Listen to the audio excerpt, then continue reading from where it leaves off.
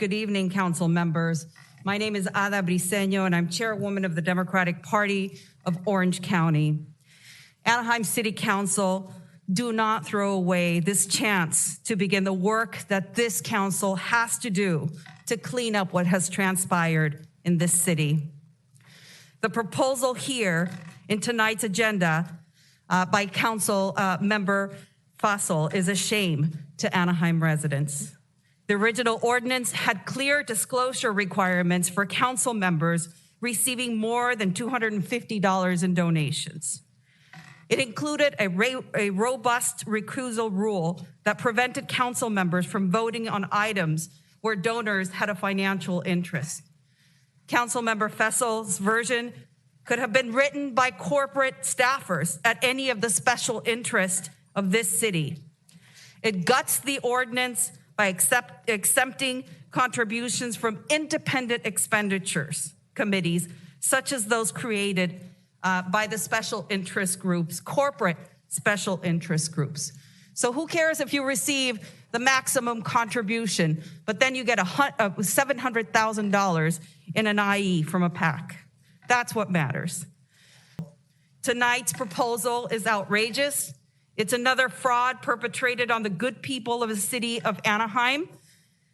And I really hope that this does not go through. So I'll just lastly say the Democratic Party of Orange County urges you to discard the changes and enact a reform as initially proposed by Council Member Jose Moreno that protects the community from influences of money in Anaheim politics. I also am here to talk about, as an lifelong Anaheim resident, about the campaign finance reform ordinance and ask you all to support the original ordinance as drafted by Councilman Moreno, who did not create the issue. He certainly hasn't benefited from the issue, but he's doing everything that he can to help us clean it up. When I think about what the community wants on that dais, I always look for people that have the heart for public service, the people that work in and for the city, the people that volunteer in our schools and work with our nonprofits, and the people that truly love their neighborhoods. And as we saw with the former disgraced Mayor Sidhu, it is almost impossible to focus on the neighborhoods if the totality of your support is not from your neighbors, it's not from residents, but it is from out-of-town special interests meant to flood our neighbors and our residents and the taxpayers of the city with confusing mailers that are designed to be confusing and to give them false information about people that are running for office. You know, and one of the things that I wanted to echo some of the comments that people made about restoring all of the original aspects of that reform. And then a woman made a comment earlier that she said, people don't come to city council because they don't feel like they're heard and they don't feel like anybody listens to them. And what breaks my heart about that is two things. Is that one, everybody should feel that their city council is working for them tirelessly, day in and day out. We need to restore faith in our government. And two, I would like to tell that woman that is by accident, but it is not. It is by design. We cannot pass campaign finance ordinances that have zero chance of fixing the problems in this city. Let's act real ordinances now. Thank you very much. Good evening. My name is Carlos Leon, proud resident of District 2. It has been almost 2 months since the FBI investigation of allegations of corruption into the former mayor came to light. In those 2 months, this council has passed nothing to restore trust and ethics back into our municipal government. Many members of this council have stayed quiet until they couldn't. When you weren't able to get behind meaningful campaign finance reform, you voted against it and stayed quiet until you couldn't. Now, I don't presume that my public comments here will carry any more weight than those of certain special interests that got some of you elected or appointed. But what's the point of passing reforms that aren't going to address any of the issues that we have identified? Why would you be against a recusal for votes on items of financial interest to PAC donors? Why would you be against a 6-month recusal period? Why would you be against waiting to fundraise until the year of the election? Why would you be against the public's right to be a check and a balance to you? Why would you be against bringing ethics and transparency back to City Hall? Now, I'm a big believer that we should hold elected officials and appointed officials to the same, if not higher standards that we hold ourselves to. Even in light of what could potentially become the largest political scandal in Orange County history, let the record reflect that certain council members sided with special interests and not the community. They sided to continue business as usual instead of reforming our campaign finance laws. They sided for the same old that we have seen time and time again, instead of working towards bringing back our public's trust in City Hall. This proposal, as it stands, does not bring back public trust. Amen. You weren't able to get behind meaningful and true campaign finance reform, and it's disappointing, but it's not surprising. I hope that you're able to change your minds today, because our city needs a change, and we need it now.